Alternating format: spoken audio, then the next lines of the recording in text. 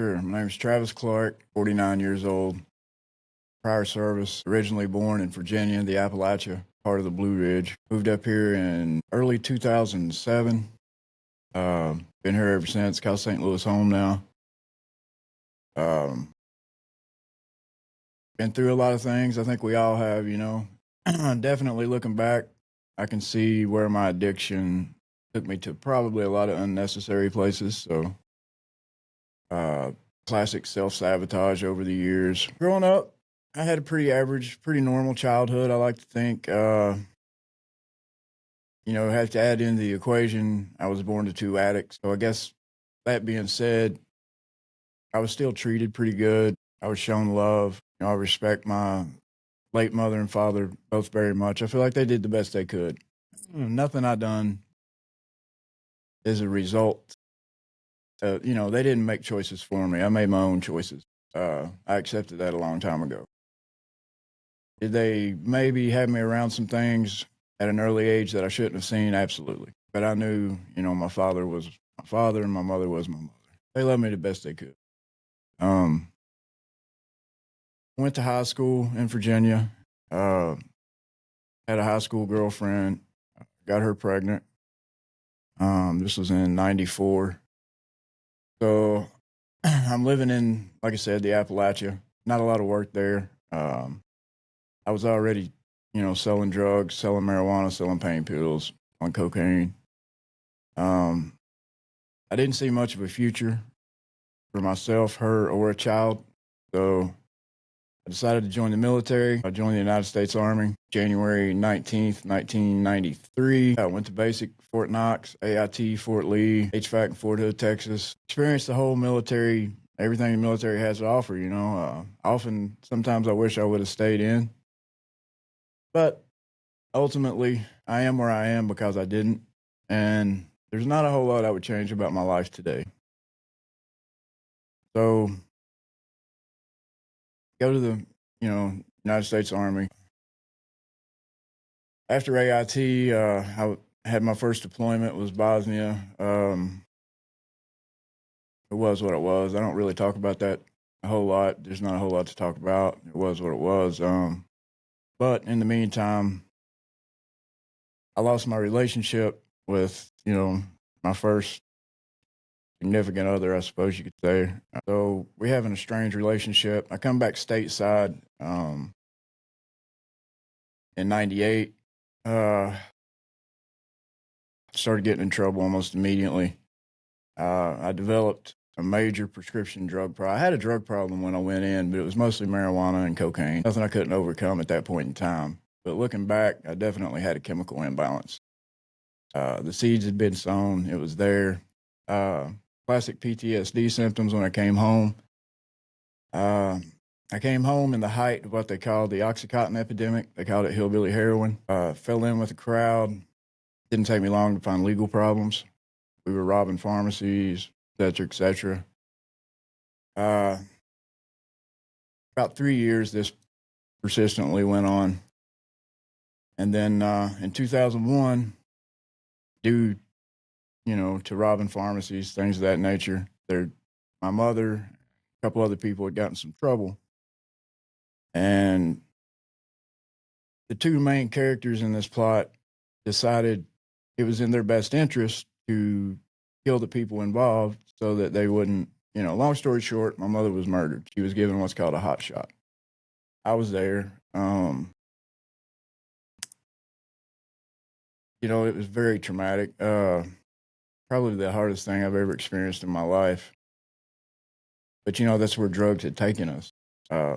Unfortunately, it's kind of a common story. You get so deep off into it and so caught up in your addiction that you kind of lose your morals. Everything centers around your next use, not being sick. So flash forward, I get into some legal problems. I go to prison in Virginia. I get out. This was 2006. The DEA approached me about what had happened with my mother, and I'm very open about it. And the reason being, I have nothing to hide. Everything was taken care of legally, and it's a very important part of my story. So I did testify against the man that killed my mother. That was all they needed and wanted, thank God, and it was taken care of legally. In doing so, though, I felt like, I don't know, we live in a strange, dark gray, almost black area, when you're involved with criminal activities and drug addiction. So I felt like I had betrayed that way of life by doing what was right. So I moved to St. Louis, moved up here. My addiction followed me. I had remarried, uh, toxic relationship, classic codependence. We ended up splitting up, but we had a son in the process. I originally lived in Collinsville and then moved here to St. Louis because it was more convenient to be homeless on the street and be closer to the supply of drugs that I needed. So here we start that whole nightmare. This goes on for about better part of 3-4 years. Well, one night I'm over near Del Mar Loop, and I was with three other guys, and we had just copped. We were getting high. I woke up in SLU Hospital. Apparently, I had overdosed on heroin. This is right before fentanyl really hit, and they had kicked me out of the car, Del Mar. An elderly lady had saw me in the ditch next to the road and called an ambulance. Thank God for that. I'll never know who she was, but if you ask me, she was a guardian angel. So I said all that to say this. There was can't remember his full name, but Colton, he was through Epic Outreach. They came to the hospital and let me know about Recovery House, recovery program, ARCA. ARCA, that sowed a seed. That was the beginning to where I am now, which I'm more grateful for than I could ever tell anybody. I love ARCA. I love Recovery House. Unfortunately, I had some sobriety in Recovery House. Probably had about 10 or 11 months of honest sobriety. In and out, started using again. I wasn't working a program. I wasn't working. They say that our drug use and addiction is a symptom of the underlying problem. I heard those things then, but I guess I didn't want to admit it was true. I still thought there was some way I could use successfully, right? Some way I can do this. There's an angle. I just ain't figured it out yet. There wasn't. ARCA really stood by me, and in times I came down here so much. This is kind of a funny story. I came down here so much while I was homeless and on the street that they kind of gave me like a little quote unquote job taking the trash out. But they were loving me through it. I don't have any real immediate family. I have a brother left in my family, and a sister, but I don't really have a relationship with them, unfortunately. But ARCA's been my family, and I mean that when I say that. Recovery House, Jordan Hampton. Like I say, I went back out, so they kept trying to work with me through Recovery House, and I just kept chronic relapse is what they call it. And looking back on it, we all experience some traumatic things in life. There's different levels of trauma, sure. Some suffer more than others. But we fall into a category, I know I did myself, of self-medication. You want to just, anything you can do to block it out, so that I don't have to live in reality. I'm staying in the Soulard area, homeless, near church. There's 3 churches over there. They call it the Soulard Triangles. Staying over there because, they provide meals and some type of comfort, blankets in the wintertime, things of that nature. So I'm over there, about 16 months ago now, and I'm getting to where I've stopped selling drugs because it's just, I'm using my own product. I mean, it's insanity that you would even do these things, but you're lying to yourself. You're telling yourself that, this is what you got to do. So I start to commit petty crimes, breaking and entering. The one night, about 3 a.m, I go in a B&B, and I steal from the place. I steal a firearm. I come out of the house. I don't know, 30, 45 minutes later, the police pull up. Now reality's starting to click in. I'm I'm very high on methamphetamine when I do this, right? But I'm still, like reality starts to come in. I'm like, oh my God, I just stole a gun. Police are everywhere. So I don't know why I did it. I'm glad I did it, but I walked up to the police and I'm like, look, I'm the guy that just broke in that place. You know, uh, I had something here. I don't want you to shoot me or, attack me or assault me, but I'm going to hand it to you. It's a gun. So I give them the gun. To this day, I don't know why I did that. I like to say my higher power. I'm very glad I did that. So they charged me with theft of a firearm, rightfully so. And I go to jail. I spent about 6, 7 months in jail. I've been to prison multiple times, in Illinois and Virginia. All of it as a direct result of my addiction, things you'll do while you're using. So I'm in the justo, and this is kind of funny too. They asked me if I would be interested in a program, Veterans Court, and it will avoid me having to go back to prison. So I agree.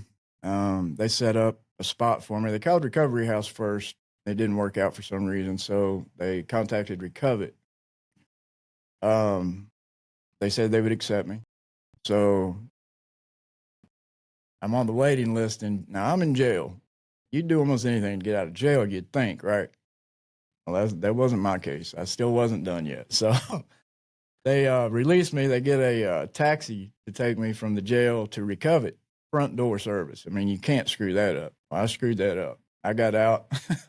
I got out of the taxi and went in the opposite direction. It didn't take long. Maybe it was less than 2 months, 5, 6 weeks. They caught me, put me back in jail. So now I'm in jail again, and I know what I'm looking at, and I've been to prison. And in my sick thinking, I know I can do prison. I don't want to go to prison, but I know I can do that. So I had to literally ask myself, what do you want to do here, Travis? Are you done yet? I'd heard that so many times, and like it had a new meaning. I'm like, am I done? Can I do this without some substance or alcohol? A lot of people think I'm crazy when I say that, but like I had to weigh my options out and ask myself, seriously, was I done? And I prayed. I asked God to forgive me for the things I'd done. And for the first time, I realized at the same token, the owners of the B&B that I'd broken into had came to court. And I'll never forget, I heard his wife, I'm not going to name who they were, but I heard his wife say, Mr. Clark breaking in our home, I don't feel safe there anymore. He didn't harm anybody. They were upstairs. I didn't know that. And I realized for the first time, like, things for the longest, I felt like, well, the crimes I commit and the things I do, I'm not bothering anybody, right? Maybe hurting myself, but I'm not bothering anybody else. So I came to the realization that I had taken something from those people that I could never get back. And it impacted me. Made me feel some type of way. And I'm glad that it did. It let me know that I was still a human being and that I still did have those morals. They were still there. I just masked it with drugs and alcohol. So I decided, I can do this. If it doesn't work out, what's the worst thing that could happen? A couple more weeks of freedom, then I can go to prison or whatever. Well, here I am today. I'm in management. I've been there almost 6 months. Go to MRT through Veterans Court. Learned so much from that class, so much from the instructor. It's the one constant in my life has been ARCA. And ARCA and Genoa, they're still here. Like it never missed a beat. They're always happy to see me. I'm always happy to be here. Where my life is today, if it weren't for medications that can help with addiction, Suboxone, things of that nature, obviously mental health meds for PTSD, therapy they offer here, I wouldn't be sitting in this chair. There's no doubt of that in my mind. Life's on us sometimes. You have to learn to live life on life's terms. I can say the combination of everything I've received from the city of St. Louis, to ARCA, to Recovery House program, and Recover, not only did it change my life, but it saved my life. It gave me a real sense of purpose. And I've told you all the things I've told you today because it's honest and it's true. And I figured all the things I've put myself through and all the things that have happened over the course of my life thus far, if it can help one person, right, makes it all worth something.